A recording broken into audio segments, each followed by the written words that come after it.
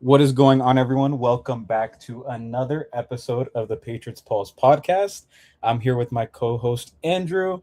He's been in the field, he's been interviewing players, he's been getting some great articles out, he's been in the weeds of Patriots training camp.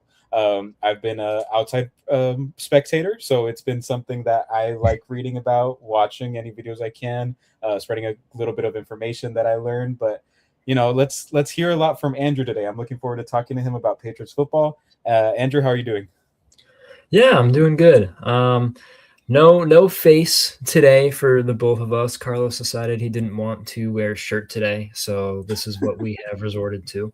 Um, but yeah, so practice today, it was a walkthrough practice after 5 straight days of pads.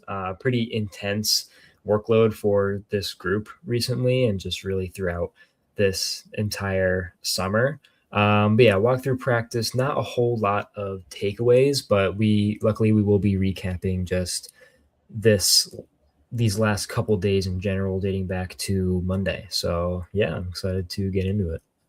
Definitely. Yeah, I think just one we're kind of talking about it backstage, and not to throw things off if you had something else in mind, but something that's been really interesting is just seeing the depth positions play out. For example, I made a post today discussing the top four linebackers that have been reportedly getting the most reps, and it had a lot of I don't want to say pushback, but a lot of people worried about that room in particular. We were just talking about the offseason signing of KJ Britt not getting many reps with the second team or starters. So, Andrew, what have you seen? What are your thoughts on that linebacker room so far? Yeah, so it's pretty interesting. Chad Muma has been like that linebacker three. He's been mixing in with the first team occasionally.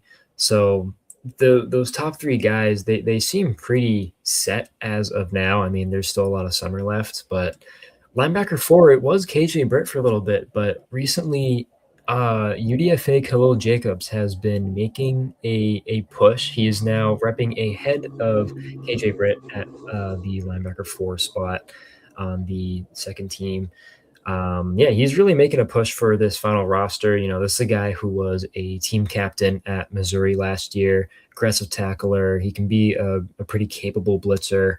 And he was a core special teamer at Missouri as well, and he has been doing that in New England. He's been on almost all of the special teams units, I'm pretty sure.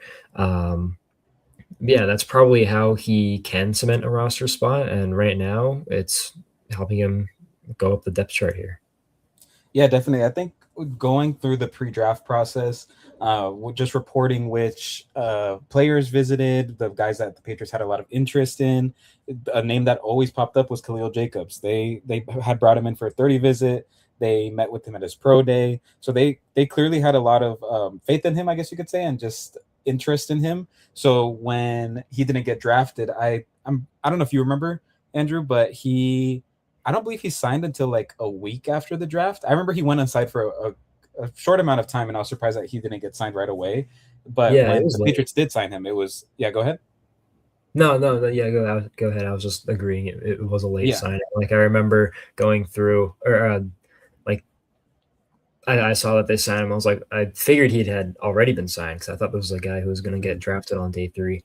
Um, yeah, yeah, so it was a little surprising. yeah. He was definitely someone that I told like considering the draft class that just happened. Those guys, a lot of people were saying, I'll give a good example like Karan Prunty. Like people were surprised he even got drafted.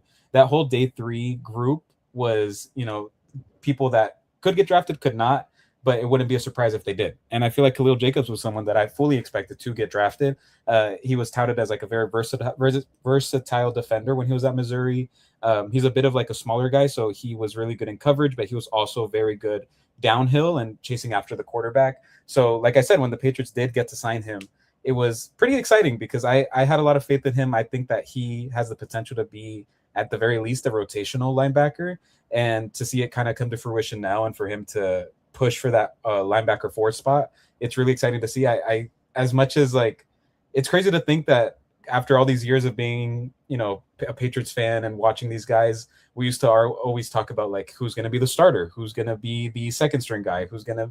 So now it's like those spots are cemented. And we're just discussing, the third, fourth guy at those positions. So um, it's a good feeling, and it's also good to feel like excited about these young players that could develop into becoming starters.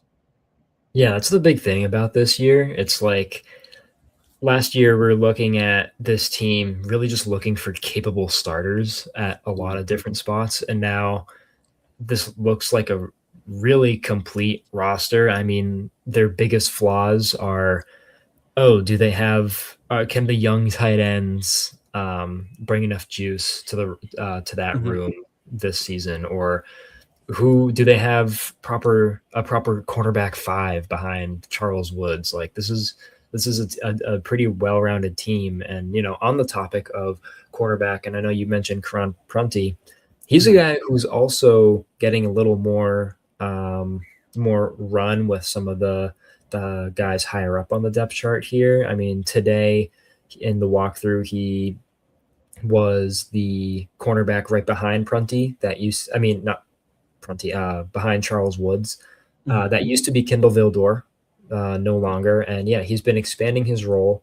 And same goes with Channing Canada. Those guys have been right behind Woods in that little battle. So we'll see. But yeah, Prunty has stacked a couple good days on top of each other. He met Lamb Larison on Tuesday, I think it was. It was a screen pass, and he just met him at the catch point on the screen. Mhm. Like he would have blown up the screen if that was like a full live play. But obviously, they're not trying to lose Lamb Larison for another entire year. Um, yeah, he's been really involved. Yeah, and honestly, with Prunty, what intrigued me about him coming out of the draft was mostly his length. He's a pretty big corner. He's like a lanky corner. Yeah. So to see him kind of like, and I will say, like, I've always enjoyed the Patriots corners, but not until last season they always had smaller corners. Like it was like these 5'10", 5'9" guys that were very light that couldn't really keep up with these big wide receivers. So they've kind of like reshaped that room, and being able to hopefully develop this rookie into at least becoming that third rotational corner should be their goal. I don't think enough has been discussed when it comes to Carlton Davis's absence. I'm starting to get a bit worried about him. I'm pretty sure he left with a hamstring injury, right, from one of the practices. That's what it could be. It's kind of undisclosed as just like That's true. a leg injury. Yeah, But yeah, it yeah, I think it looked like a hamstring. yeah. So I'm not sure if you know how many practices he's missed, but I know he's missed a good amount in a row now. I'm trying to find which practice it was that he left. But with that It being was said, either he's Friday or missed. Saturday last week.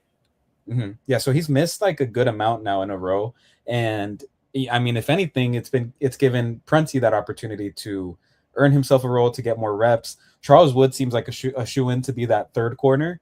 So that fourth corner spot, it like you said, it was Vildor to start. Prunty starting to make plays. I think his downfield like capabilities are really interesting to see. Like whenever a ball gets thrown deep, I think his length really helps him just either interrupt the pass or at least maybe even intercept it as well. So it's been cool to see him kind of, make the most of his reps and essentially like beat out a veteran for that spot. Obviously, nothing's finalized yet, but when camp first started, I really thought Vildor was going to be someone that makes the end of the roster. But now the way Prenti's been playing, it's good to see that the fifth round rookie is the one that's kind of, I should say, like just growing at a quicker rate. Yeah, I thought Vildor was like I thought it was gonna be Vildor Woods and then a young guy like scrapping it out for the final spot if they were to carry six corners. Um, but yeah, I think people forget Prunty had the first turnover of the offseason. I think he intercepted Drake May for a pick six in the spring. But I mean, after that, he he had some of his flashes here and there, but this was a guy who you watched and you thought he still has some maturing to do at the NFL level. I mean, obviously because he just got there, but Mhm. now he's really starting to string things together. And yeah, Carlton Davis, Mike Vrabel said that he's doing his best to get back from whatever the injury may be. But yeah, that has given Prunty more opportunities. And Romeo Dobbs was actually a new absence Wednesday. And they bring in another receiver, Tajon Palmer, who was with the Arizona Cardinals in the midst of that. Yeah, so Romeo Dobbs, he missed today. And you also saw, because of that, Kyle Williams, he mixed in with the first team a little bit, mixing between first and second team guys. But yeah, so that's another absence that's of note. Yeah, I did see that Mike Reese. He didn't. I don't consider it really a report, but he did say that it's likely not anything serious. So fingers crossed that that's the case. But I do think that these absences, the closer we get to the season, or at least the preseason, these absences are going to start making more and more of an impact, I guess you could say. And I'm not saying in a good way. For example, like you think of Kendrick Bourne last year, I believe he sprained his foot going into the preseason, or it was during the on-field scrimmage. I do remember that. It was the in-stadium scrimmage that they had. I think it was for season ticket holders. That's where he sprained his foot, and because of that, he didn't really get to make a late, I guess you call it late off-season push for the roster, and he ended up not making the team. So, or he said that he wanted to part ways. Vrabel had something else to say about that, but yeah, so like it's going to impact a lot of these guys that might be vying for the late or the end of the roster spots. So someone like, for example, like Efton Chisholm, Kyle Williams, like you mentioned, like these guys, they have to take advantage of these opportunities whenever one of these starters are injured or missing time, because the closer we get to the preseason and the closer we get to regular season, it's going to be very, very important reps in terms of just doing what you can to prove that you should be one of the best 53 on that team. So kind of jumping into another position as well, you see that like Terrell Jennings is back. He got activated off of NFI, and he immediately has jumped into the RB3 spot. And for a while that had been Len Larison. I know a lot of people had liked the way Jim Miller was playing, but ever since Terrell Jennings has been back, it's been a lot of people just saying, Terrell Jennings ran with us. He ran a couple reps with the starters, or he ran some reps right after Travion Henderson. So what do you think about him? What do you think about the way that RB3 spot is playing out? Yeah, I mean, Len Larison, it seemed like he had a really good shot at being that third running back. I think a lot of people got including myself, got blinded by that a little bit with Terrell Jennings on the NFI list. Yeah, me too. Oh, sorry. I thought you said I was muted. Sorry. No, I said me too. Yeah, he came back Monday, and then Tuesday he immediately went out there with the second team, top back there, and he was mixing with the first team offense as well today. So or just in that mix of guys that they usually have between the first and second teams. But yeah, he's clearly the RB3 right back into that role that he held last season. And it's really his job to lose, and it really has forever been his job to lose. Len Larison's going to have to take that job from him, and he's really going to have to turn things up. And that's just how it is, I guess. But and then I also wanted to go back to the wide receivers really quickly. Yeah. So I think another reason why it's so important for Efton Chisholm, Kyle Williams to make the most of their opportunities is because Kayshon Boutte, it's not guaranteed that he's going to be here at the end of the summer. It's known that he requested a trade. So yeah, and he's been a really involved, really impactful player. He's had a really good camp this summer. So those are pretty decent shoes to fill, especially with a guy who has an already established connection with Drake May, especially downfield. There's a lot of numbers to back up just how consistent just how consistent that connection was. And we saw on Tuesday that May really loved to target his big body receivers during the 2-minute drill that they did to get to the middle of the field, get a field goal up. He targeted Dobbs, Booty, Brown, Hollins. Those are the guys he really went to. Yeah, and I will say, it has been kind of interesting hearing the way Drake May talks about Keishon Booty. It's like for me personally, it kind of indicates that he knows that he probably won't be here by the start of the season. He did an interview with SiriusXM. Keishon Booty was the last receiver that he talked about. I'm saying, like, I don't want to put too much weight into these things because it's just me kind of inferring what Drake might be thinking, I guess you could say. But yeah, like he mentioned Keishon Booty last out of all the receivers. Today he was asked about Keishon Booty and he said, he's here right now. This is where his feet are. Like and that is the way Keishon Booty spoke about his situation as well. So maybe he's just using his words, so he's not speaking for Keishon.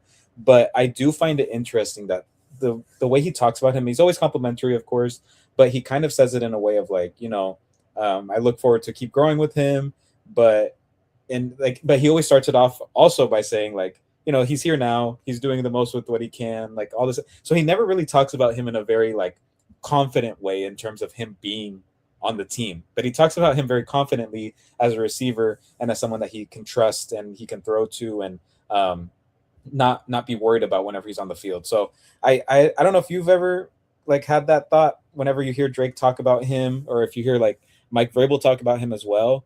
But that's just kind of the way I've been viewing it. Like the more and more I hear people talk about him on the team, it just gives me an indication that they kind of know that something's coming. Yeah, and I think it makes sense in Booty's case. There's a lot more mouths to feed in that New England offense. I mean, Stephon Diggs wasn't this guy who's commanding 120 targets in a season. And you add AJ Brown, you add Romeo Dobbs on top of that. So there's more just competition at the top of the depth chart. And then you have these guys, like we just mentioned, Kyle Williams, who's trying to break through in a larger role, Efton Chisholm, who's trying to break through in a larger role, both of them in their second years now. But yeah, there's just more mouths to feed. He's going to be looking for a new contract this next offseason. So I think it makes a little sense for him to look elsewhere, try and find a role where he's gonna field more targets. Yeah. And this is a question I had for myself today, so might as well ask you because I'd like to hear your opinion on it. If you had to change the way they operated in terms of filling out the wide receiver room over the offseason, would you change anything? So obviously the big move was the AJ Brown trade, but considering that it wasn't like essentially like a guarantee that he was going to be on the team that was until June 1st, would you have held off on not like essentially just not sign any receiver, go into June 1st knowing that you're trading for AJ Brown, but just keep the receiver room the way it is? So what I'm trying to say is keep Keishon Booty like as the second wide receiver and not sign Romeo Dobbs, or would you keep it the way it is right now and have signed Romeo Dobbs to that $20 million a year contract and essentially kind of push Booty out of the room? I just keep it the way it is because I think if you don't sign Romeo Dobbs, then you don't draft a receiver, that looks really bad getting into the AJ Brown trade. See, that's the big thing that we like. Just in retrospect, it's like it would have looked really bad if they didn't make any move whatsoever. Yeah, I mean, I was one of the people who was saying like you can't operate like heading into the draft like you're going to get AJ Brown. It's not a given, but in the end, it really kind of was a given. Like it was going to happen. Just with how those talks played out. Yeah. I don't think I really would change anything. I think this group really, really upgraded from last year. And I think Dobbs, as much as Keishon Booty, again, going back to the deep connection he had with Drake May, as pivotal of a role as he played last season, this team struggled in the red zone. They, in terms of their efficiency on drives where they scored. And Romeo Dobbs, this is a guy who is a red zone threat with just his length and his size, and he's proven that. So I think that's an area where you really needed to upgrade, and you did. And then also Stephon Diggs, he wasn't a guy who was going to necessarily he was getting bracketed a lot, and double covered a lot, and he was really the focus for the receivers for the Seahawks defense in the Super Bowl. He's not a guy anymore who can really get through that, like break through that coverage and will himself open in a way. Mhm. AJ Brown is a guy who can do that. So I think you upgraded like at the very top of the roster, like I said. So I don't think I really would change anything because this group is can be a lot more productive somehow Yeah, after yeah. Drake May's almost near MVP season. Yeah, yeah, not to keep harping on the wide receiver room, but and not to keep thinking like in retrospect of everything, but I did find it interesting just the like the prospect of them not making any wide receiver moves, and that includes them cutting Stephon Diggs, but not making any wide receiver rooms until that June 1st trade. That would have just been essentially like a very bad look. And I know a lot of people would have been upset. You would have heard Eagles fans saying like, "Oh, we have all the leverage, and you guys have to give us Mhm. 3 first-round picks," blah blah blah. So I do think it would have been a very tough situation for them to be in, and them committing to Romeo Dobbs as the wide receiver one at the time didn't seem like that bad of an idea. I don't know if you remember, but during that whole process, friend of the show, Mr. BBP, Ben Belford Peltzman, the Patriots beat, he had told us, that the Patriots aren't really interested in him, in Romeo Dobbs. And that's how they started off free agency. But then, Alec Pierce went off the board, all these other wide receivers started getting signed, and at that point, Romeo Dobbs was the best receiver available. And then out of nowhere, the Patriots were in the sweepstakes for him. And they threw him that contract. Obviously, he accepted it. So it just the way it looked to me was that they wanted to make some sort of move in the wide receiver room, even if it meant that they were going to add AJ Brown eventually. So they must have just known that Kayshawn, as much as he's grown and as good as he has been for us, he's not really the wide receiver two that we're looking for. That's kind of what it like showed me, and that's what it indicated, is just that he's just a solid receiver, and they're not planning on really giving him. They wouldn't have given him that like $20 million contract that Romeo Dobbs got. Yeah, and they just felt like they could upgrade, and they did. And Mhm. so, yeah, that's what they did. But I think someone else we need to talk about is second round draft pick Gabe Akis. Mhm. He returned, or well, not returned. He finally showed up to practice this summer after signing his rookie contract pretty late. So they've been getting him up to speed. He's steadily increased his participation level each practice. On Tuesday, he saw a handful of second team reps, the most we've seen, and he was also involved in the 2 minute drill with the second team defense against Tommy DeVito's offense. And media spoke with him after that practice. He repeatedly, when he was asked about his medicals and what he did in the spring and whatnot, he repeatedly said his knee is good and that situation is behind him, and he's just looking forward to what's next. He said he was happy to be back at practice and that he's willing to do whatever it takes to help the team win. And Mhm. so I think that's a good starting point for him in his arrival to New England. And I think a really interesting thing with Akis right now is his just growing relationships with his coaches, like Mike Vrabel, outside linebackers coach Mike Smith. He's working one on one with Mike Vrabel on the sideline a lot with punt protection. Mike Vrabel was saying that that's one of the hardest things for rookies to learn, or for young guys to learn, and so he wants to make sure that Akis is caught up in that regard. But yeah, and then with Mike Smith, I think everybody saw the clip of him barreling over Mike Smith with the pad on Saturday. And then Monday, moving into the field house, we saw Mike Smith jokingly wrap up Akis and tackle him onto a landing pad, and then throw fake punches at him with a pad on his forearm and hand. So obviously he's easing in with these coaches, and I think that's really important as, he gets acclimated and we're heading into next week with the joint practice against the Colts and the first preseason game on Thursday. Yeah, and I for me personally, I think the way obviously a lot of people were up in arms about the whole Aka situation before he signed the contract, myself included. Like I was a little bit worried, but I do think the way he's kind of handled it, and I'm not saying that he's just like saying all the right things because he hasn't really been talking or like he hasn't been in the spotlight as much.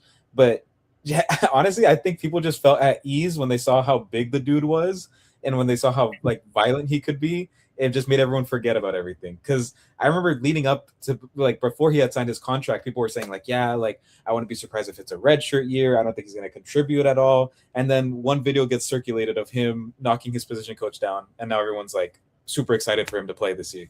So I'm on that boat too. I'm really excited to see him perform. I have a really good feeling that he's gonna make some big critical plays at some point this season, and just the way he I guess you could say like his maturity level is good to see too when he had his media scrum because like the I think the way he handled the situation in terms of just saying, that's behind me, my knee's healthy, like I feel good, like I'm 100%, and just saying that he's ready for the season. I think he just needed this. He said exactly what he needed to say, and I'm not sure if you caught it as well, but I forgot who it was that asked him, but somebody asked him like if he was worried or something along the lines of like, is he worried about missing so much time and is like just him getting acclimated to everything? But he like said it very quickly, and I haven't seen many people talking about it, but he did say that he was studying the playbook while he was gone, even though he wasn't there. And yes, it is different being there as opposed to studying it on his own. But he said that he had been studying the playbook while he was gone and not under contract. So just hearing him say that, I'm still ready. I understand the playbook to a certain extent because he was studying it. That just makes me feel a little bit better about the possibility of him contributing early on in the season. Yeah, I mean, this was a guy who was dealing with an injury. I mean, obviously, I don't know the exact details of the situation. I'm not him. I'm not Mike Vrabel and the Patriots. I don't know what exactly was going on with all that transpiring, but he was dealing with an injury. He had a pre-draft hamstring injury. He had some type of knee injury that there's a clause, there's a waiver in his rookie contract. So this is a guy who was trying to come back from a knee injury. He says he's 100% and he's ready to go now. But yeah, but I think the concern with how this all transpired heading into next season isn't him being a non-factor, isn't him being like going into a redshirt year. Obviously, he's practicing, he's participating now.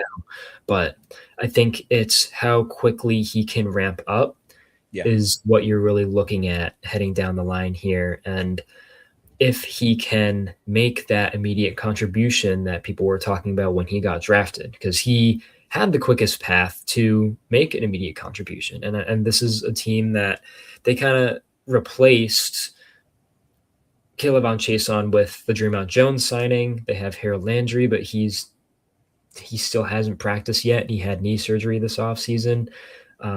So it's really been Dreamount Jones and Elijah Ponder. This is a guy, Gabe Akis, who can come in and really make a quick impact and stand out for himself. So I think you're really waiting to see how quickly he can ramp up and get into that role. And maybe that is, later in the season, like a mid-year kind of breakout if he does. Yeah, Rather I than think. Sorry. Yeah. No, no, I was just gonna say like I agree with you. Like he's someone that it's just about like the ramp up. I think that's gonna be I honestly I believe that the preseason games are gonna be very big for him.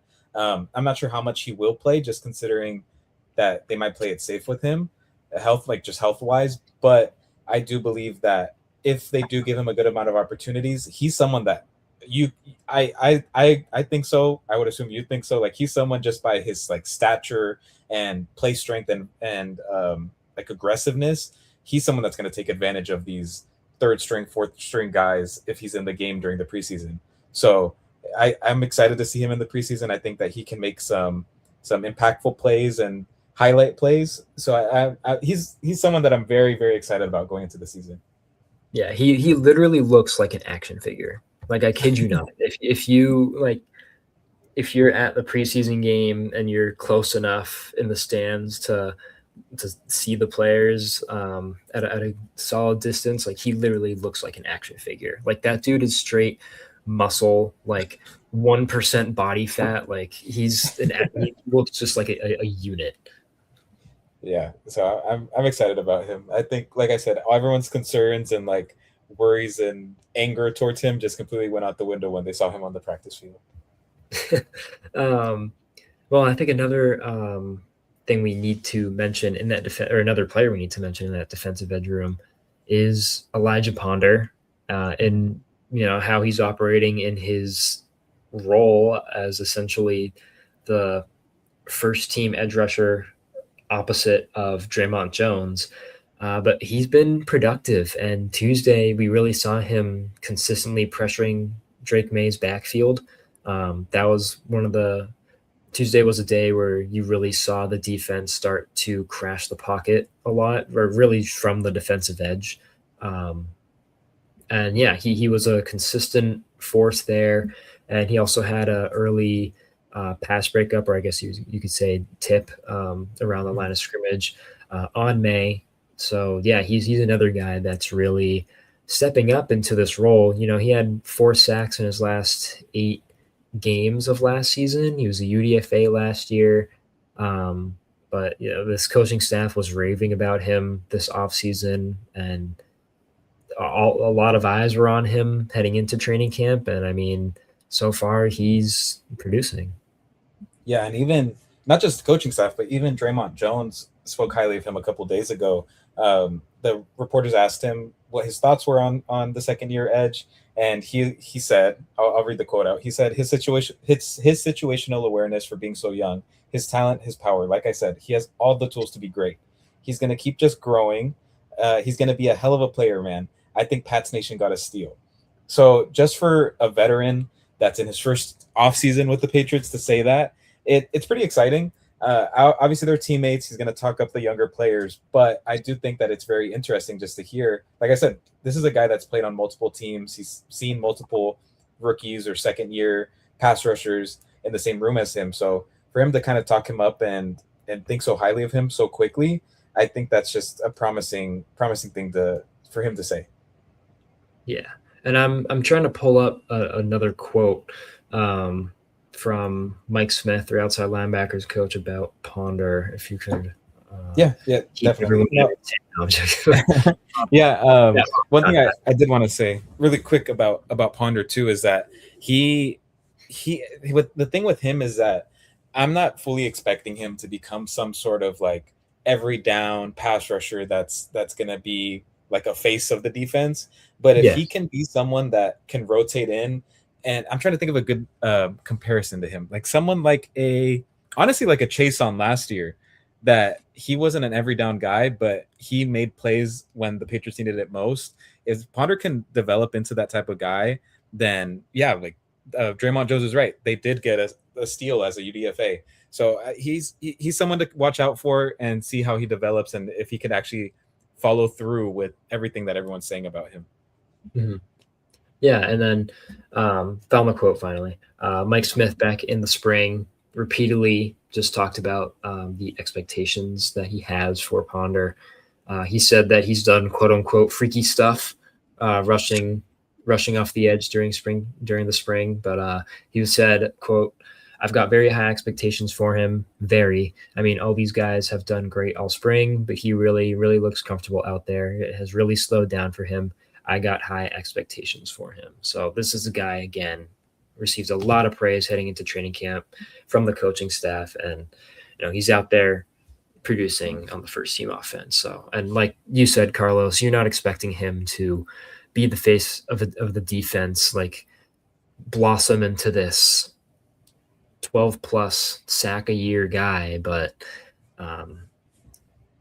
in a room where you have Akkas trying to work back and you have Harold Landry still not participating this summer, that's a guy that you're really probably going to need this regular season just for depth. And that's what you're really looking for, is one of these guys like him or Brandon Swinson to step up and serve as just really reliable depth when guys are out. Yeah, and really quick, speaking of Braden Swinson, what are your thoughts on him? Do you think he's gonna end up making the roster, or he might be like a I don't want to call it a surprise cut, but just one of those like the 54th player, the 55th player that barely miss out? What do you think of him? Yeah, you can tell. I mean, I think he'll probably make the roster. Definitely, the coaches have been raving about him in the spring. He's not making like a ton of plays. I mean, he had a tip on Drake May last week, I'm pretty sure, and he looks more comfortable out there. He looks like he has more of a plan when he rushes Mhm. the when he rushes the passer, whoever it may be, whether it's May, whether it's DeVito. But yeah, it looks like he has improved in that area. Just haven't seen him make those like consistent um, top plays to really annoy the offense yet. So I Yeah. think that's what you're looking for. Yeah, and honestly, the reason I asked too is just because I'm fully expecting. I mean, obviously I could be wrong, but I'm fully expecting Harold Landry to start the season on IR or just be on the pup list going into the season Mhm. because he hasn't practiced, he's still recovering, so it kind of gives Braden Swinton a free. I don't want to, not that he isn't working for it, but like a free spot on the roster, and if he can make some sort of like impactful plays early on into the season, then I don't see why they would ever cut him and put him back on the practice squad once Harold Landry's back. So he has the opportunity in front of him, and if he can execute, then that's pretty exciting. That's a fifth round rookie from last year that was very hyped up. People really thought that he was going to be like that. He was a steal when the draft was coming around. So it's going to be interesting to see how he performs. I remember last year in the preseason that he was someone that I was constantly watching, and he honestly just didn't make any really impactful plays. You couldn't really see that he was on the field that much. Like when he was on the field, you didn't really notice it. So if he's able to like clean that up and actually perform very well this year, and especially I would say honestly joint practices are going to be the first indication of that. If he can disrupt an opposing team and kind of back up everything that he's been saying, like in terms of like he changed his diet, that he kind of how you said, like you could tell that he has a better like pass rush plan going against guys. Like if you could see him execute that against another team starting against the Colts in joint practice, then I'm pretty excited about what he can do in his second year. Yeah, and he's absolutely been trying his hardest to blossom into the player that he wants to be. And like you brought up the diet, he said that he's down around, I think he said like 20 pounds or something, and he's cut out all sorts of food from his diet. So yeah, he's doing the stuff off the field too to really help him produce on the field. Yeah, But definitely. with that, is there what else can we talk about? Is there anything um, glaring? It's before, late. yeah. If you want to wrap up, just one last thing that I just wanted to ask you. We were discussing these like third guys on the depth chart, fourth guys on the depth chart. I'm gonna name like two or three players at a position. You tell me who gets cut and who makes the roster. Sound good? Yeah, that sounds good. All right. So out of okay, let's say we're assuming Chad Muma is going to be the third linebacker. Out of Khalil Jacobs, Nambia Obiizor, and KJ Britt, who makes the roster? Who gets cut? um, well, I'm going to preface this by saying there's still a lot of summer left, just to save Yeah. face for myself. But when this all transpires, but as of now, Khalil Jacobs, we talked about him earlier, um, is repping ahead of Britt, ahead of Mhm. Obiazor. Um, so I would probably give the edge to Jacobs there, and I would imagine they only keep four linebackers Yeah. probably. Okay. Yeah, it's interesting with KJ Britt. Like, he's this guy who's been in the league for several years now. No, he played a pretty consistent role with the Buccaneers in 2024. Logged quite a bit of defensive snaps. I don't know the number off the top of my head, but it was a good amount compared to what he did last season. Good amount of defensive snaps, but he has a lot of special teams experience. So you'd imagine like he'd really have an edge there, but Jacobs has kind of overtaken that so far. Yeah, yeah, definitely. Yeah, I agree with you. I would pick the same one. Really quick, going to the corners, pick two of these four. Okay, who do you think it would be? It would be Karan Prunty, Kindle Vildor, Marcellus Style, and Channing Canada. That's the name that people don't really know, but he's been getting good reps. Um, Prunty, I think, is probably going to make the roster more likely than not. And I going back to what we were saying earlier, Charles Woods has been that cornerback for. Prunty would be that CB5. But Vildor, it seemed like he had a pretty good shot at holding that cornerback 5 role. But as of late, he's been mixing in with Prunty. He's been mixing in with Canada. I think Canada is one of those guys they would probably look to keep on the practice squad. One of those guys they can develop. They can elevate him later in the season, see if he can be used if they need him. But that's 5 CBs there. Now the question becomes, are they going to keep 6? But if they were to keep 6, I'd probably give that edge to Vildor. Just I think he's had the better off season, but I also wouldn't completely count out Marcellus Dial just yet. Just a guy who missed all of last season with a torn ACL, and came and finally in training camp a couple days into it got some run as like the nickel corner, but I mean nothing really stands out just yet. Yeah, I think the main conversation is just if will they carry a 6 corner. yeah, yeah. And last one. Sorry to keep you. I'm not like begging to go. I promise. Last one, and this to me this is the most interesting one, and I feel like everyone's gonna have a different answer if you were to ask them. You just pick one out of these three: Land Larison, Terrell Jennings, Jam Miller. Who's the RB3? Terrell Jennings. Again, I Interesting. think it's his. I think right now it's his job to lose. It's up to Larison to really, um, regain that role that he saw while Jennings was out. But yeah. Personally, I'm going Land Larison. I think that he's gonna show out in the preseason. I think he's one of those preseason wonder type guys. he could be. He could be. I mean, Terrell Jennings. I don't know. He started his career kind of on the practice squad, worked his way up, and maybe that's something with Lamb Larison though in the regular season. Like he starts on the practice squad, gets elevated mid-season, and then they kind of have 4 running backs there. But it's interesting. That's probably one of the closest battles so far. Yeah. All right. If you want to wrap up, that's all the quick little position battle questions that I had for you. Yeah. So I appreciate everybody we appreciate everybody for tuning in to such a late show, completely unannounced again. We'll start announcing them soon. And then maybe Carlos will put a shirt on so we can, put our cameras back on. But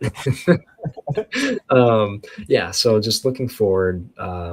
Patriots will have a practice closed to the public tomorrow on Thursday. They will be back in pads and before being in pads again on Friday, but with a public practice where Vrabel will speak to the media again on Friday. Closed practice on Monday before their joint practice against the Colts the following day, next Tuesday. And then preseason opener next Thursday night. Patriots, Colts. That's what we've been looking forward to. It's finally here. Do you know what time that game's at? I haven't checked. I think it's 7:30 Eastern. Okay. Sounds good. Well, like Andrew said, we appreciate you guys tuning in, and we hope to see you all next week when we go live again. Yeah, see you guys. Thank you.